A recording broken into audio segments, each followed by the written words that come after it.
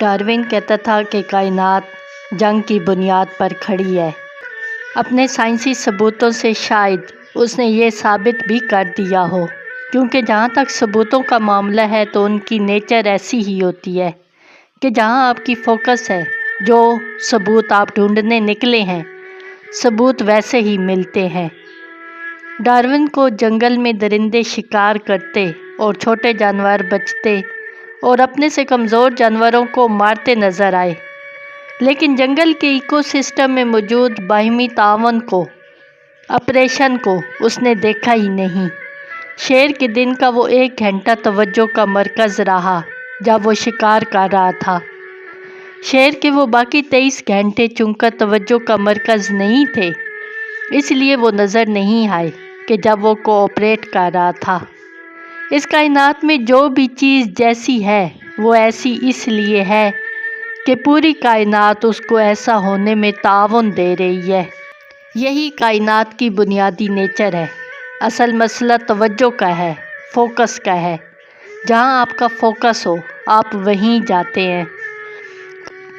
کامیاب لوگوں اور ناکام لوگوں کے ذہن کا اگر مکمل تجزیہ کیا جاتا تو ایک ہی بات نکل کر سامنے آتی: right focus and wrong focus.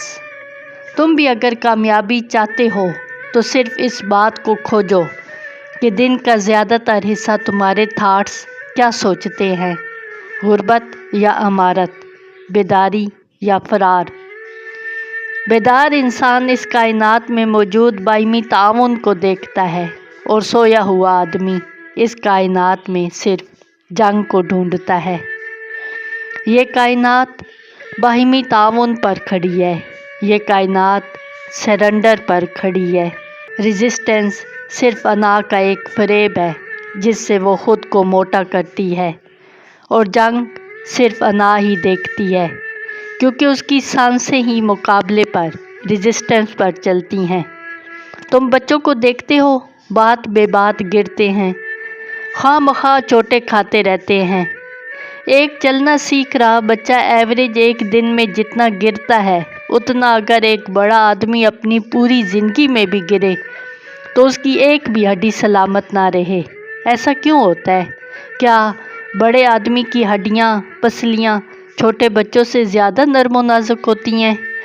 بڑا ایک بار گرے تو چوٹ کھا کر اسپتال جا پہنچتا ہے، لیکن ایسی 20 چوٹیں بچہ روز کھاتا ہے اور تھوڑی دیر رو دھو لینے کے بعد پھر کھڑا ہو جاتا ہے، پھر کھیلنا شروع ہو جاتا ہے۔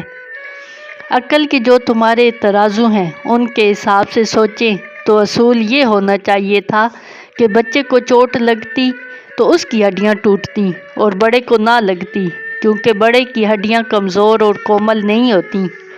بڑوں کی ہڈیاں تو زیادہ طاقتور، زیادہ مضبوط ہوتی ہیں، مگر فریکچر ہمیشہ بڑے کی ہڈیاں ہوتی ہیں، بچے کی نہیں۔ بچہ گرتا ہے، روتا ہے، اٹھتا ہے اور کھیلنے لگتا ہے۔ تم گرتے ہو، سیدھا ایمبولینس میں سوار اسپتال پہنچ جاتے ہو۔ اگر طاقتور ہونا ہی فتح ہوتا، اگر طاقتور ہونا ہی تحفظ ہوتا، سیفٹی ہوتی، تو بچے کی ہڈیاں ٹوٹتی، بڑے کی نہیں۔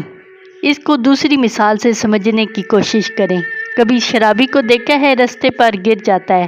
ذرا شرابی کی طرح گر کر دیکھیں، کہاں کہاں سے ہڈی ٹوٹتی ہے۔ شرابی روز رستوں پر گرتا ہے، مگر روز ہی صبح گھر پہنچ جاتا ہے، نہ ہڈی ٹوٹتی ہے نہ کچھ ہوتا ہے۔ شرابی میں ایسا کیا راز ہے؟ سوچو۔ اس میں بھی وہی بچے والا ہی راز ہے۔ اصل میں بچے کو پتہ ہی نہیں کہ وہ گر رہا ہے، وہ جھک جاتا ہے، وہ گرنے سے راضی ہو جاتا ہے، ریزسٹ نہیں کرتا، مزاحمت نہیں کرتا، وہ نیچر کی پوری سکیم کے ساتھ تعاون کر جاتا ہے۔ شرابی بھی یہی کرتا ہے، کیونکہ جب وہ گر رہا ہوتا ہے تو اسے ہوش ہی نہیں ہوتا، وہ بے ہوش ہوتا ہے، اسے پتہ ہی نہیں چلتا کہ وہ گر رہا ہے، اور بڑے مزے سے گر جاتا ہے۔ آپ لوگوں کے ساتھ پتہ ہے کیا ہوتا ہے؟ آپ جب گر رہے ہوتے ہیں تو آپ کو پتہ ہوتا ہے کہ آپ گر رہے ہیں، اور اس پتہ ہونے کی وجہ سے آپ مزاحمت کرتے ہیں، گرنے سے بچنے کی کوشش کرتے ہیں، مقابلہ کرتے ہیں کہ گریں نہ۔ زمین کی کشش، گریویٹیشنل فورس آپ کو نیچے کی طرف کھینچتی ہے، آپ کوشش کرتے ہیں نہ گرنے کی، مقابلہ کرتے ہیں کہ نہیں گریں گے۔ فقیر کیا کہتا ہے کہ گر جاؤ، جب گر ہی رہے ہو تو گر جاؤ، لڑو مت، مزاحمت مت کرو، خود اپنی طرف سے گر جاؤ، ساتھ دو کشش ثقل کا، یقین کرو ہڈیاں نہیں ٹوٹیں گی۔ وہ بچہ جو گر جاتا ہے اور ہڈیاں نہیں توڑواتا، وہ انجانے میں یہی کر رہا ہوتا ہے۔ وہ بچہ جو گرتا ہے اور ہڈیاں نہیں توڑواتا، وہ انجانے میں یہی کر رہا ہوتا ہے۔ آندھی کا ساتھی ہو جاتا ہے، بغاوت نہیں کرتا، تعاون کرتا ہے، ریزسٹ نہیں کرتا۔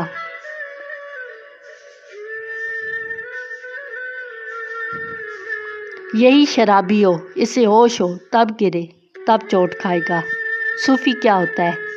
صوفی یہی کام کرتا ہے، مگر ہوش میں، پورے شعور کے ساتھ، کانشیسلی۔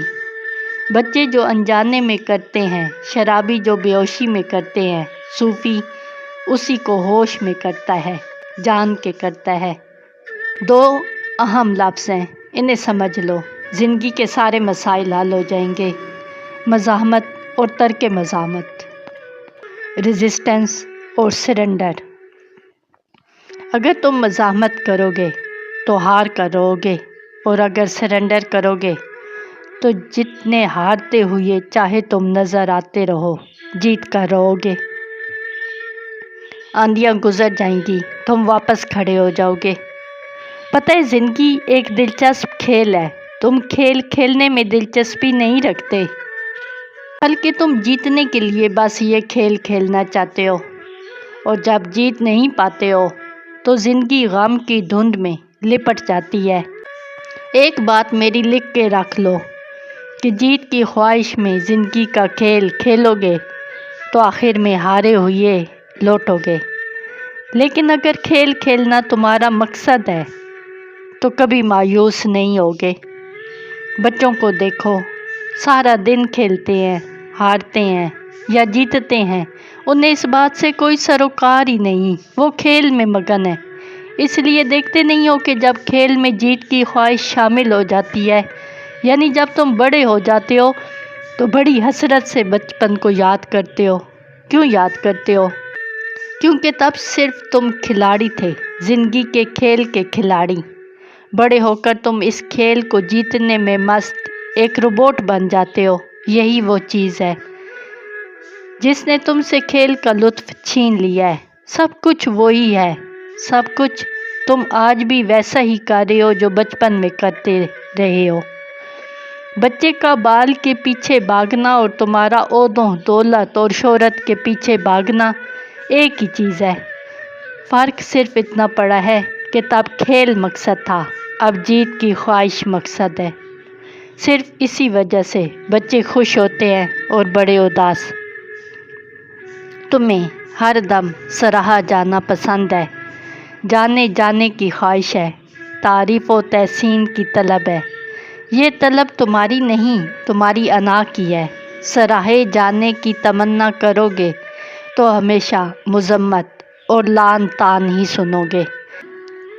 ایسا نہیں ہے کہ سراہے جانے کی خواہش نہ ہوگی تو لوگ مذمت نہیں کریں گے، بلکہ جب سراہے جانے کی خواہش نہ رہے گی تو لوگوں کی مذمت اور لعن طعن تمہیں چھوئے گی نہیں۔ مذمت ہوگی، اثر نہیں ہوگا، کیونکہ توقع نہیں ہوگی۔ مجروح مذمت نہیں کرتی، انسان مجروح ہوتا ہے کیونکہ وہ توقع کرتا ہے سراہے جانے کی۔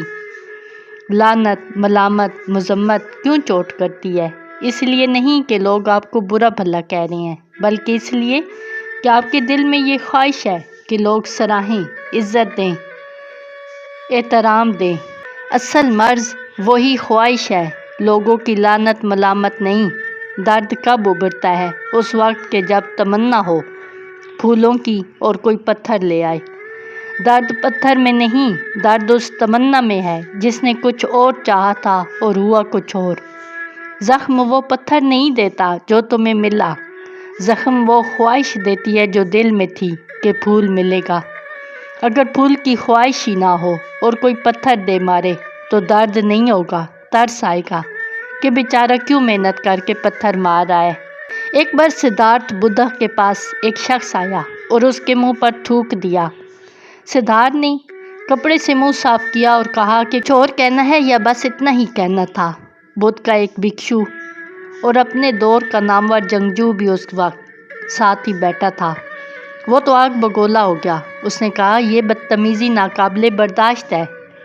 اس نے بدھ سے اجازت مانگی کہ اس شخص کو اس کی بدتمیزی کا سبق سکھایا جائے۔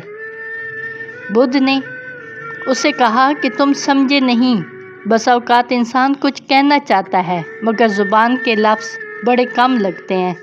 یہ آدمی اتنا غصے میں ہے کہ اسے کوئی لفظ، کوئی گالی کافی نہ لگی، اس لیے یہ تھوک کے کہہ رہا ہے، یہ کچھ کر کے کہہ رہا ہے۔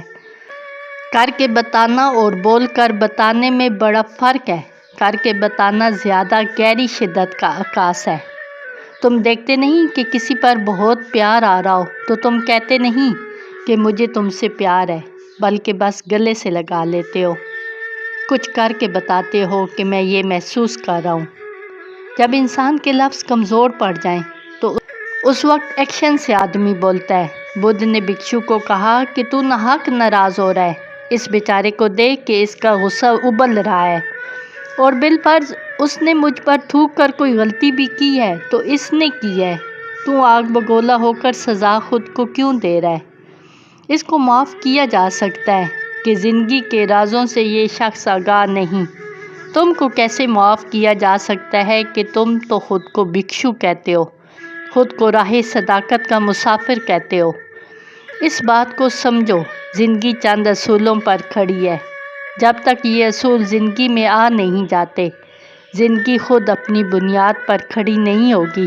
ان اصولوں کو اپنی تقریروں، نصیحتوں اور مشوروں کا حصہ نہ بناؤ، زندگی کا حصہ بناؤ۔ سادہ سا اصول ہے کہ غصہ نہیں کرنا چاہیے۔ غصہ ایسے ہی ہے جیسے کسی اور کے کیے کی سزا خود کو دینا۔ بھاشنوں، تقریروں، نصیحتوں میں اس اصول کو آسانی سے بیان کیا جا سکتا ہے، لیکن یہ بتاؤ کہ عملی زندگی میں تمہیں یہ اصول نظر آتا ہے؟ اصل میں مشورہ دینا بہت آسان ہے، اور میں تمہیں بتاؤں کہ مشورہ دینا ذہین اور دانشور ہونے کی کوئی نشانی نہیں ہے۔ اس دنیا میں سب سے زیادہ جو چیز لی جاتی ہے وہ مشورہ ہے، اور اسی دنیا میں سب سے کم جو چیز لی جاتی ہے وہ بھی ہے مشورہ۔ اس بات کو سمجھو کہ جب تک زندگی کو مقابلہ سمجھتے رہو گے، سکون سے محروم رہو گے۔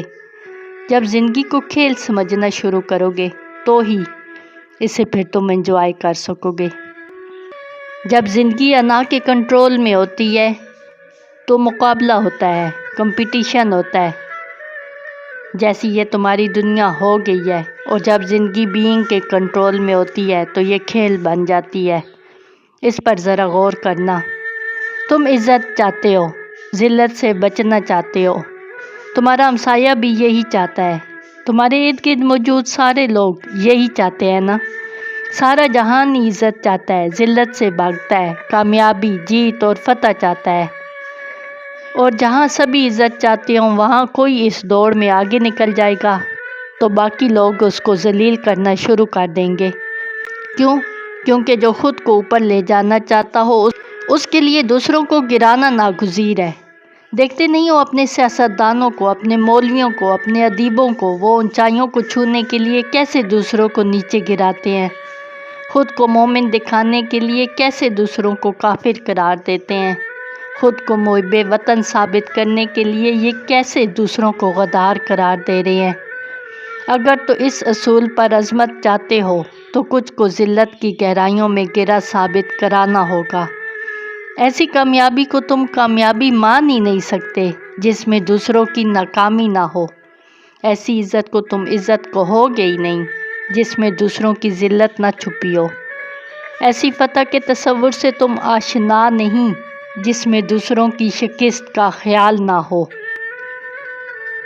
کیونکہ اگر ہر کسی کو اوپر جانے دو گے تو خود کیسے اوپر ہوگے؟ یہ مرتبوں کی ہیرارکی جو تم لوگوں نے بنائی ہے وہ اہرام مصر کے طرز پر ہے۔ جتنا اونچائیاں ملیں گی جگہ تھوڑی ہوتی جائے گی، اور جو چوٹی کے ٹاپ پر کھڑا ہوگا پورا زمانہ اس کا دشمن ہو چکا ہوگا، سارے اسے نیچے گرانے میں یکجاں ہو جائیں گے۔ ایسا موقع جب آتا ہے تو میکاویلی کو गाली देने वाले भी, उस पर तनकीद करने वाले भी उसी का कौल दोहराते साथी हो जाते हैं कि दुश्मन का दुश्मन अपना दोस्त। देखते नहीं हो सियासी जोड़ तोड़, देखते नहीं हो मुल्कों के साथ ताल्लुकात की नोयत। ये ऊपर मौजूद शख्स को नीचे गिराने में एकजुट हो जाते हैं, और कल जब वो गिर जाएगा तो ये लोग फिर आपस में लड़ेंगे, क्योंकि फिर सवाल उठेगा कि चोटी पर कौन। दूसरी जंग अजीम में क्या हुआ, क्या तुमने देखा नहीं? जो अज़ली दुश्मन थे दोस्त हो गए। कोई सोच सकता था कि स्टालिन और चर्चिल रूज़वेल्ट के साथ खड़े हो सकते हैं? ख्याल से परे था ये तस्वुर।